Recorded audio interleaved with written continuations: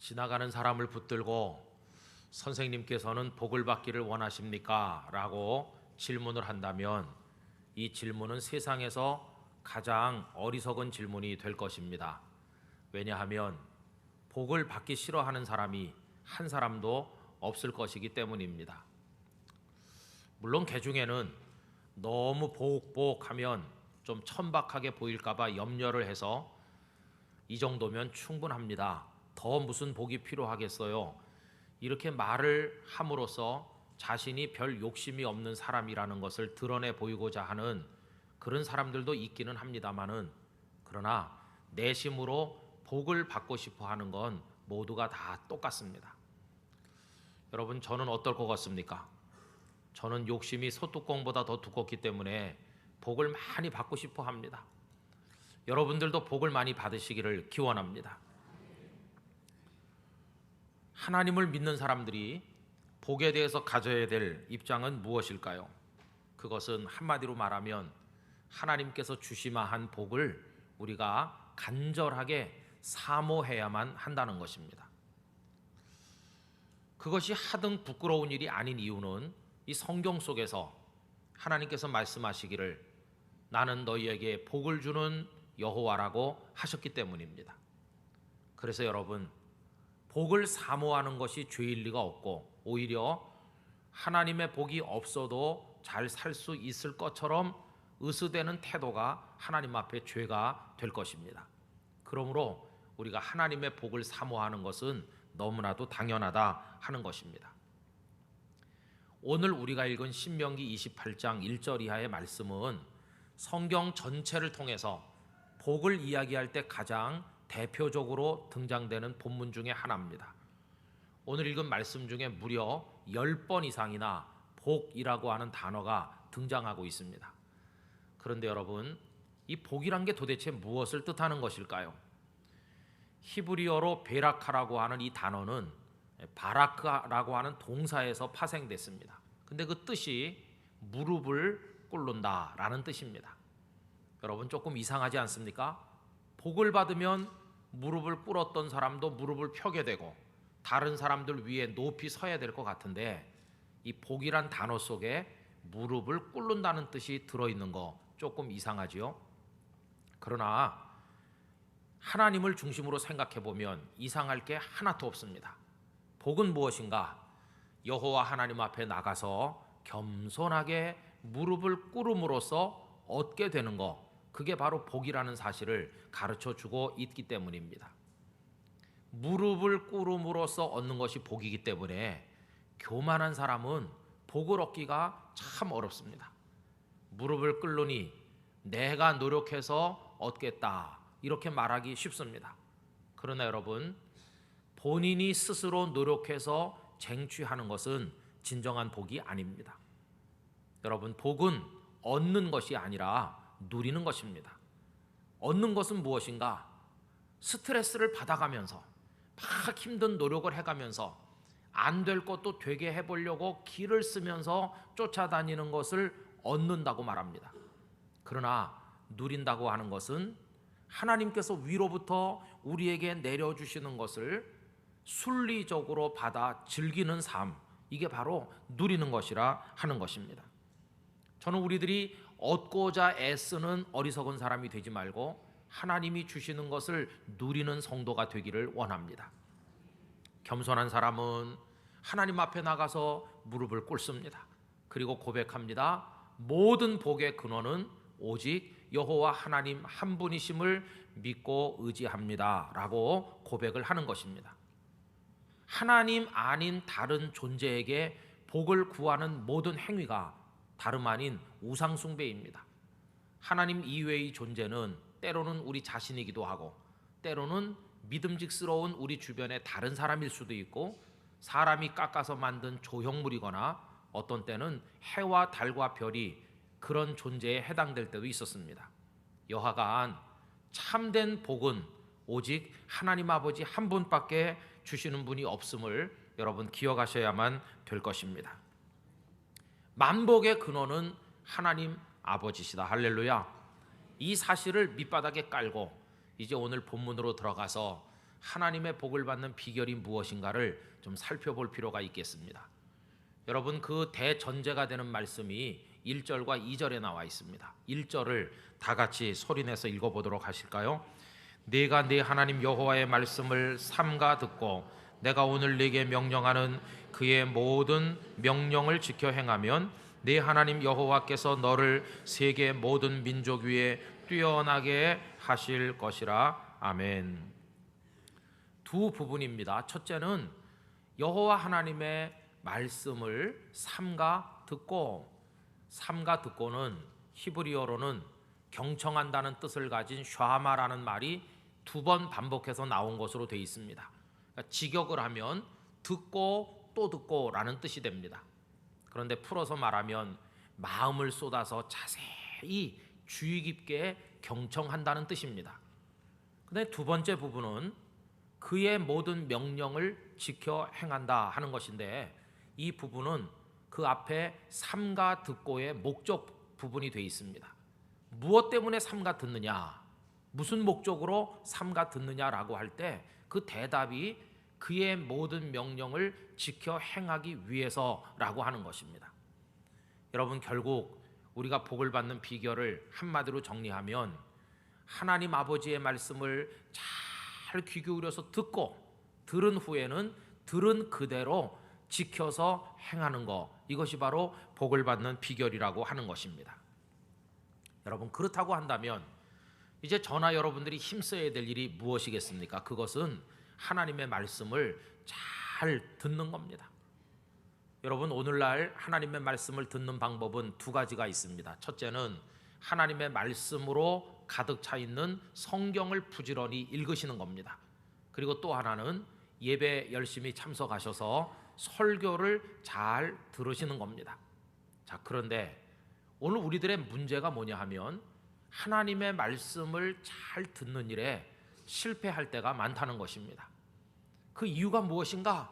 가장 큰 이유는 교만 때문에 그렇습니다. 여러분, 교만한 사람의 특징이 무엇일까요? 교만한 사람은 가만히 듣는 것보다 무엇을 더 좋아할까요? 떠버리면서 자기 얘기하는 것을 훨씬 좋아합니다.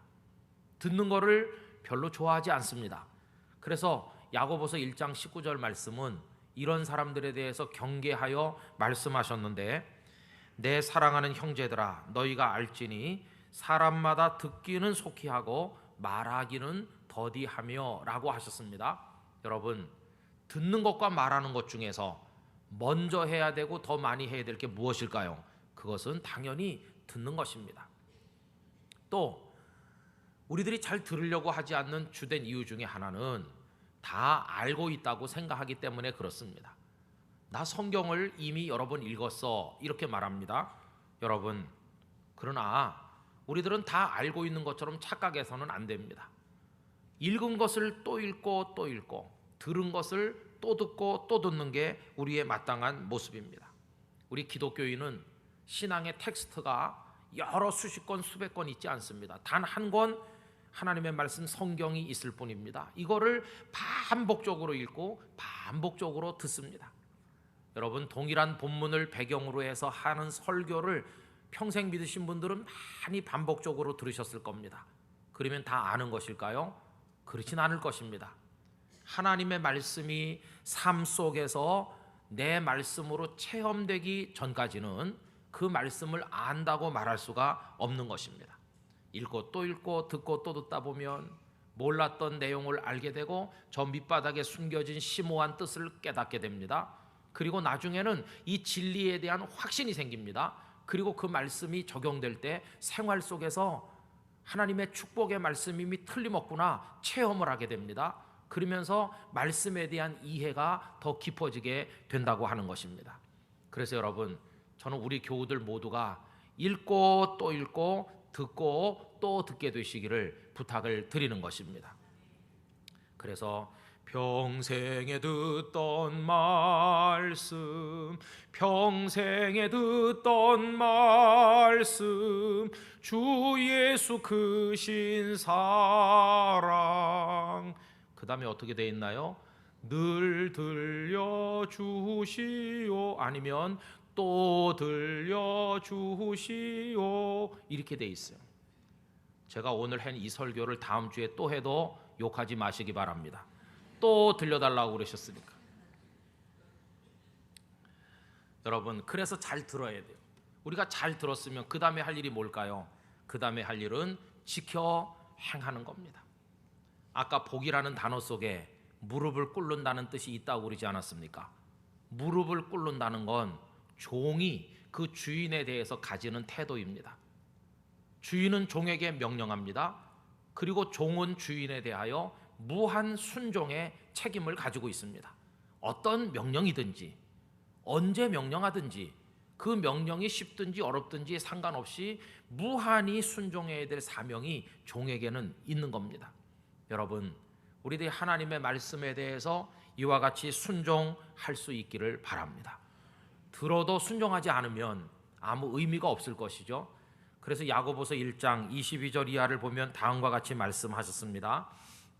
너희는 말씀을 행하는 자가 되고 듣기만 하여 자신을 속이는 자가 되지 말라. 누구든지 말씀을 듣고 행하지 아니하면 그는 거울로 자기의 생긴 얼굴을 보는 사람과 같아서 제 자신을 보고 가서 그 모습이 어떠한 것을 곧 잊어버리거니와 자유롭게 하는 온전한 율법을 들여다보고 있는 자는 듣고 잊어버리는 자가 아니요 실천하는 자니 이 사람은 그 행하는 일에 복을 받으리라. 이렇게 말씀하셨어요. 그 행하는 일에 복을 받는다. 어떤 사람이요? 그 말씀을 실천하는 사람. 우리 교우님들이 다 그렇게 되시기를 진심으로 기원합니다. 자, 그러면 이렇게 하는 사람에게 복을 주신다고 하는데 도대체 어떤 복을 주실까? 여러분, 4절과 5절은 자녀에게 복을 주시고 생업에 복을 주신다고 했습니다. 내 몸의 자녀와 내 토지의 소산과 내 짐승의 새끼와 소와 양의 새끼가 복을 받을 것이며 내 광주리와 떡반죽 그릇이 복을 받을 것이며 또 11절 12절에 보세요. 여호와께서 내게 주리라고 내 조상들에게 맹세하신 땅 가나안 땅에서 내게 복을 주사 내 몸의 소생 자녀죠 가축의 새끼와 토지의 소산을 많게 하시며 사업에 복을 주시고 여호와께서 너를 위하여 하늘의 아름다운 보고를 여시사 내 땅에 때를 따라 비를 내리시고 내 손으로 하는 모든 일에 복을 주시리니. 그뿐이 아닙니다. 남보다 앞서게 하신다고 그래요. 13절 여호와께서 너를 머리가 되고 꼬리가 되지 않게 하시며 위에만 있고 아래에 있지 않게 하시리니. 할렐루야. 또 적이 나를 치러 왔다가 도망가게 된다고 그랬어요. 7절 여호와께서 너를 대적하기 위해 일어난 적군들을 내 앞에서 패하게 하시리라. 그들이 한 길로 너를 치러 들어왔으나 내 앞에서 7길로 도망하리라. 이렇게 말씀하셨어요. 여러분, 인생의 적들이 여러분 앞에서 다 쫓겨가게 되기를 기원합니다. 그리고 이런 복들이 어디서나 주어진다고 하십니다. 3절 성읍에서도 복을 받고 들에서도 복을 받을 것이며 어디에 있든지. 그 다음에 6절에 가보면 상황이 어떻게 달라지든지 복을 주신다고 해요. 내가 들어와도 복을 받고 나아가도 복을 받을 것이니라. 들어가게 될 상황이 와도 들어갈 때 복을 받고 다시 상황이 바뀌어서 나가야 될 상황이 왔을 때 다시 나가도 복을 받는다고 말씀하셨어요. 그러니 여러분, 오늘 이 말씀 속에 약속된 다양하고 놀라운 하나님의 복들이 언급되고 있는 이 말씀들이 다 여러분 모두에게 성취되기를 간절히 기원하는 것입니다. 어떻게 함으로써? 하나님의 말씀을 삼가 듣고 그 말씀을 지켜 행함으로써 그렇게 된다고 하는 것입니다. 그런데 여러분, 이제 이 정도 했으면 오늘 말씀을 대충 다 파악한 것 같잖아요. 그리고 할 말도 다 한 것 같아요. 그러면 설교를 끝내도 좋은가 하는 생각이 들지만 그런 건 아닙니다. 여기서부터 이제 오늘 말씀을 다시 시작할 필요가 있어요. 왜냐하면 정말 중요한 근본적인 이야기가 이제 남아있기 때문에 그렇습니다. 그건 무엇일까요? 오늘 신명기 28장 말씀을 어떤 마음을 가지고 이해하려고 접근하는가 하는 데 관한 문제입니다. 많은 분들이 1절과 2절에 나오는 하나님의 말씀을 듣고 지켜 행한다. 2절에는 청종한다고 그랬는데 듣고 순종하는 게 청종이죠. 이것을 마치 하나님과 우리 사이에 맺어진 계약서인 것처럼 생각하는 사람들이 많다는 겁니다. 네가 만약에 이렇게 하는 조건을 이행한다면 나는 너에게 이렇게 복을 주겠다. 계약서를 작성해서 하나님도 사인하셨고 나도 사인해서 한 부씩 돌려받은 가진 그런 것처럼 생각을 한다는 겁니다. 그래서 마치 가게에 가서 물건을 사는 거와 비슷하다고 생각하는 거죠. 마음에 드는 물건을 얻기를 원하느냐? 그러면 돈을 내라. 돈을 내고 물건을 사는 것처럼. 복을 원하느냐? 그러면 이렇게 해라. 그럼 복을 주겠다. 이렇게 생각한다는 겁니다. 여러분, 정말 하나님의 복을 얻는 것이 물건을 사는 그런 방식과 같은 것이겠습니까? 이 이해를 좀 돕기 위해서 이야기를 하나 우리가 만들어서 생각을 해보겠습니다. 어떤 도시에 액세서리를 파는 공예품 점포가 하나 있다고 생각을 해보세요. 한쪽 작업대에서는 잘생긴 총각이 아주 뛰어난 솜씨를 가지고 그 재료를 깎고 접고 또 굽히고 이렇게 만들어 가지고 붙이고 해서 예쁜 꽃 모양의 혹은 또 앙증맞은 동물 모양의 액세서리들을 만든다고 해봅시다. 그 점포 안에는 그 청년이 만든 것들이 쭉 진열되어 있고 정가가 다 붙어 있습니다. 그런데 어느 날 아름다운 처녀 하나가 그 가게에 들어와서 그 액세서리를 보고 홀딱 반하게 됐습니다. 탐나는 게 너무나 많아요. 그래서 그 중에 하나를 고르고 골라서 얼마입니까? 그 정가대로입니다. 돈을 내고 액세서리를 샀어요. 뭐 그렇게 다 상거래를 하는 거 아닙니까? 돈 냈으니까 그거 주겠다 하는 겁니다. 그런데 이 처녀에게 다른 것도 또 가지고 싶은 게 있어요. 그럼 돈을 또 내고 또 사면 되는 겁니다. 돈 내고 물건 가져가는 거. 이때 이 처녀는 액세서리를 사는 처녀다 이렇게 말할 수 있습니다. 그런데 이 처녀의 이야기가 여기서 끝나는 게 아니라는 겁니다. 액세서리가 너무 마음에 들어서 그 다음 날 또 왔습니다. 그 다음 날 또 왔습니다. 하루가 멀다 하고 계속 왔습니다. 어떤 날은 아침에도 오고 저녁에도 오고 계속 옵니다. 그러다가 점점 그녀의 눈길이 액세서리로부터 어디로 옮겨갔을까요? 그걸 만드는 총각에게로 옮겨갔습니다. 총각의 솜씨에 반했습니다. 얼마나 정교한지. 그러다가 작업에 몰두하는 총각을 보니까 조각상같이 멋지게 보여서 생긴 데 반했습니다. 몇 마디 말을 나눠보니까 얼마나 친절하고 따뜻한 마음을 가진 남자인지 그 성품에 반했습니다. 그래서 어느새 자기도 모르는 사이에 사랑에 빠졌습니다. 누구와? 액세서리와? 아니요. 그걸 만드는 총각과. 야, 옛날에 내 얘기랑 비슷하구나. 이렇게 생각하는 분이 있을지도 모르겠어요. 그래서 이 처녀는 더 이상 액세서리를 사는 처녀가 아니라는 겁니다. 사랑에 빠진 처녀가 됐습니다. 가게 문을 열고 들어가면 그 많은 액세서리가 눈에 들어오는 게 아니라 그 총각이 눈에 들어옵니다. 그 총각이 너무 좋아서 옵니다. 이젠 그 총각이 없으면 못 사는 처녀가 됐습니다. 어느 날 두 사람은 딴딴따다 그러면서 결혼을 했습니다. 여러분, 이 이야기를 하나님과 우리 사이에 적용을 해보세요. 하나님께서는 액세서리 점포에 그 총각이라고 생각을 해보시고 나는 액세서리를 사러 간 처녀와 같다고 생각을 해보세요. 그때 우리가 하나님을 믿는 방법이 두 가지 중에 하나입니다. 하나는 액세서리를 사는 처녀처럼 믿는 방법이 있고 또 다른 하나는 총각과 사랑에 빠져 결혼한 처녀처럼 하나님을 믿는 방법이 있습니다. 이 둘 중에 어떤 방식으로 하나님을 믿을 것인가? 이것이 문제인 것입니다. 이 둘 사이에는 엄청난 차이가 있게 됩니다. 어떤 차이가 있을까요? 첫째는 누리는 기쁨이 하늘과 땅만큼 차이가 납니다. 어느 날 액세서리를 사러 갔더니 총각이 이렇게 말했습니다. 저 손님 참 죄송한데요. 제가 갑자기 일이 몰려서 그런데 조금만 오신 김에 도와주시고 가겠습니까? 이렇게 요청을 할 때 이 처녀가 퉁명스럽게 거절할 수 있습니다. 아니 나는 사러 왔지 일하러 온 사람이 아닌데요. 이러면서 획 돌아설 수도 있고요. 아니면 욕심 사나운 처녀라면 좋습니다. 제가 좀 도와드릴 텐데 저한테 뭘 주시겠습니까? 이렇게 딱 조건을 제시하는 처녀도 있을 겁니다. 그러면 이 총각이 원하는 액세서리를 5개 드리겠습니다. 그래서 이 처녀가 거기서 일을 도와준다고 할 때 처녀의 관심은 어디에 가 있을까요? 5개의 액세서리를 어떤 걸 고를까? 거기에 관심이 다 가 있죠. 총각에게도 관심이 없고 이 일에도 관심이 없고 오로지 액세서리에만 관심이 있습니다. 이 일이 귀찮습니다. 빨리 끝나야 그 5개를 얻을 텐데 일하는 게 짜증나고 기쁘지를 않다 그 말입니다.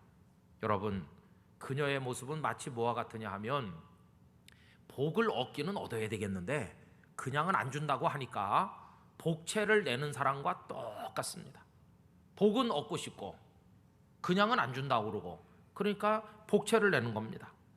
그런데 하나님을 점포 주인처럼 생각해요. 복이라는 상품을 파는 점포 주인이고 나는 복을 얻긴 얻어야 되겠고 그러려니 복채를 내는 수밖에 없구나. 물건값을 내야지 라고 생각하는 마음으로 교회에 드나드는 사람들도 상당히 많이 있다는 것입니다. 그래서 여기 예배 나오면 이 예배가 무엇과 같으냐 하면 하나님 예배 나왔으니까 복 하나 줄 거죠? 이게 예배가 복채가 되는 것입니다. 원하지도 않으면서 복은 얻어야 되겠으니까 할 수 없이 여기 와서 앉아 있는 겁니다. 얼마나 고단하고 피곤한 신앙생활이겠어요? 이런 생각을 가진 사람일수록 인생이 꼬이면 복채를 조금 내서 그런가 이렇게 생각합니다. 자동차 접촉사고라도 나면 지난주에 예배를 빼먹었더니 어김없이 접촉사고가 났다 이렇게 생각합니다. 그래서 다시는 그런 사고가 안 일어나고 안전운행의 복을 얻기 위해서 가기 싫지만 와가지고 앉아있는 겁니다. 예배가 복채가 됐어요. 그러니 무슨 예배가 즐겁고 기쁘겠습니까? 하나님의 말씀대로 지키려고 하지만 하나도 기쁨이 없어요. 이게 바로 많은 교인들이 앓고 있는 율법주의적 신앙이라고 하는 중병인 것입니다. 그럼 그만두면 될 거 아닌가? 또 그만두지도 못해요. 왜요? 그 복이 너무 탐나니까. 그래서 또 억지로 계속하고 있어요. 이거를 세상이 비판하는 기복주의적 신앙이라고 하는 것입니다. 기쁨이 없죠, 그죠? 그런데 총각을 너무 사랑해서 결혼한 처녀처럼 하나님을 믿으면 어떻게 될까요? 하나님께서 우리에게 그것 좀 하겠어? 그러면은 조건을 요구하거나 그런 게 아니라 그분이 너무 좋기 때문에 그 일하는 게 모두가 다 즐겁습니다. 어떤 일을 해도 감사가 넘치고 기쁨이 충만하게 된다는 것입니다. 결국 기쁨이 넘치는 신앙생활을 하게 되는지 그렇지 못한지 하는 게 여기서 결정된다는 것을 알게 됩니다. 여러분, 복을 얻기 위해서 드리는 예배, 복을 얻으려고 바치는 헌금, 복을 고려해 가면서 하는 섬김과 전도, 이건 전부 다 우리가 버려야 될 것입니다. 저는 우리 교회 성도님들은 하나님을 사랑하기 때문에 예배하고 섬기고 헌신하고 하나님을 위해 살게 되시기를 축원합니다. 그래서 여러분 속에 모든 일이 기쁨으로 이루어지시기를 원하는 것입니다. 두 번째는요, 어떤 차이가 있느냐 하면 받는 복이 차원이 다릅니다. 액세서리를 사는 처녀식으로 하면 어떻게 될까요? 돈 조금 내면 액세서리 1개, 돈 조금 더 내면 2개, 돈 낸 만큼만 얻고 돌아서야 됩니다. 그러나 이 총각을 너무 사랑해서 두 사람이 사랑하다가 결혼을 하고 나면 돈 낸 만큼 2개, 3개만 얻고 돌아서는 게 아니라 결혼하는 그날 그 점포의 모든 액세서리, 앞으로 이 총각이 만들 미래의 모든 작품까지 전부 다 이 여인의 것이 되는 것입니다. 그 받는 복이 차원이 다른 것이에요. 그녀는 돈을 지불하고 액세서리를 얻는 여인이 아니라 이제는 돈으로 가늠할 수 없는 사랑이라고 하는 것을 지불하고 그 남편이 가진 모든 것을 공유하게 되는 축복을 누리는 것입니다. 여러분, 하나님 아버지를 사랑해서 하나님의 영적인 아내들이 되시기를 바랍니다. 그러면 하나님의 모든 것이 우리의 것이 될 줄로 믿습니다. 나의 모든 것은 아버지의 것이 되고 아버지 하나님의 모든 것이 우리의 것이 되는데 이게 바로 영적 결혼의 신비라고 하는 것입니다. 그리고 무엇보다 중요한 마지막 이야기는요, 이렇게 사랑해서 하나님을 믿으면 복을 추구하는 사람이 되는 게 아니라 하나님 그분을 추구하는 사람이 된다는 것입니다. 처음에는 액세서리 때문에 그 가게에 갔죠. 그러나 나중에는 액세서리 같은 건 눈에 안 들어오고 그 총각이 눈에 들어오죠. 그 가게 가는 이유 액세서리가 아니라 그 총각입니다. 액세서리는 아무것도 아닙니다. 총각이 자신의 목적이 되는 것과 마찬가지로 여러분, 우리의 신앙은 액세서리를 돈 내고 사는 처녀의 수준에서 사랑해서 결혼하는 처녀의 수준으로 성장해야 될 줄로 믿습니다. 왜 너는 교회 가느냐? 복을 얻기 위해서. 그러면 교회 와서 예배 드리는 게 복채가 되겠지만 아닙니다. 저는 하나님 아버지가 너무너무 좋아요. 하나님을 저는 사랑해요.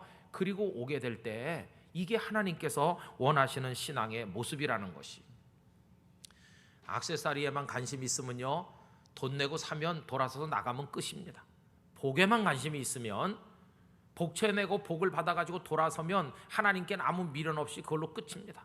그러나 우리는 그런 게 아닙니다. 하나님이 너무 좋아서 왔어요. 그랬더니 생각지도 못했던 복이 부수적으로 우리들의 것이 되어 돌아오게 된다는 것입니다. 여러분, 이런 축복을 여러분들이 누리게 되시기를 진심으로 기원합니다. 오늘 본문에서 여호와 하나님의 말씀을 들으라고 그러잖아요. 그죠? 이 말은 여호와를 사랑하라는 말과 동의어입니다. 왜 그런가 보세요. 하나님께서는 눈으로 보이지 않으니까 나를 보라고 말씀한 적은 없으시지만 그분은 늘 우리에게 무엇로 다가오십니까? 말씀으로. 그러니까 들으라고는 숱하게 말씀하셨어요. 하나님을 우리가 만나는 유일한 통로는 말씀을 듣는 겁니다. 말씀이 곧 하나님이 됩니다. 예를 들면 아주 사랑하는 님이 있는데 저 멀리 가서 오랫동안 못 오는 상황이 돼 있어요. 편지만 와요. 그러면 그 여인이 편지를 받았을 때 이거 하얀 종이에 글자가 쓰여진 거다 그렇습니까? 아닙니다. 편지가 곧 그분이 되는 겁니다. 편지가 도착하면 막 이렇게 만져보고 이렇게 입을 맞추고 그 필체를 통해 그분을 느끼려고 하고 채취를 맞춰보고 싶고 가슴에 품고 이걸 다 달달 외울 때까지 읽고 또 가지고 다니고 책갈피 속에 꼽아놓고 그러면서 계속 이 편지가 곧 그분이 되는 겁니다. 여러분, 마찬가지로 하나님 여호와의 말씀을 삼가 들으라는 말은 하나님을 들으라는 말이고, 말씀을 받는다는 말은 다른 말로 바꾸면 하나님을 사랑하여 우리 안에 모신다 하는 것입니다. 말씀을 사랑하는 것은 곧 하나님을 사랑하는 겁니다.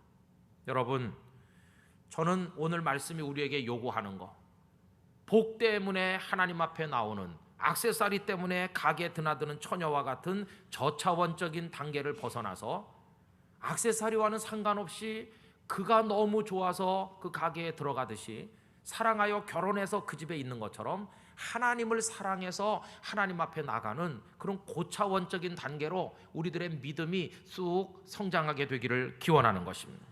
하나님 오늘 말씀에서 바로 그것을 얘기하는 것입니다. 단순한 복 얘기를 말씀하는 게 아니라 아주 근본적이고 더 근본적인 하나님과 우리 사이의 관계의 그 사랑을 말씀하고 계시다는 것입니다.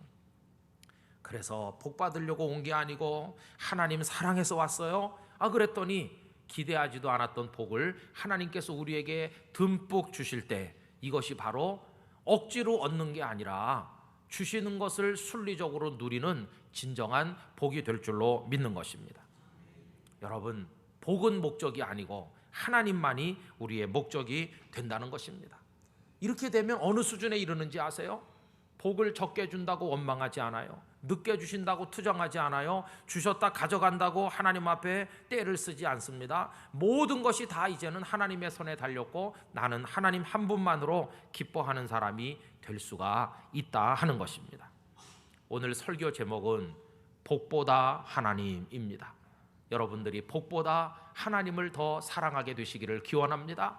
나는 복보다 하나님을 사랑했는데 생각지도 못하게 하나님께서 나에게 이 많은 복까지 누리게 하셨습니다. 이렇게 고백할 수 있는 여러분들이 되시기를 축원하는 것입니다. 복보다 누구라고요? 하나님이시라고요. 평생 그렇게 믿으면 흔들림 없이 진정한 하나님의 사람으로 살아가게 될 줄로 믿습니다. 그런 믿음을 저에게도 여러분들에게도 주시기를 주님의 이름으로 축원합니다. 다 같이 기도하겠습니다. 하나님 아버지를 목적으로 사랑하여 살고 아버지께서 주시는 복을 누리는 성도가 되게 해 주시옵소서.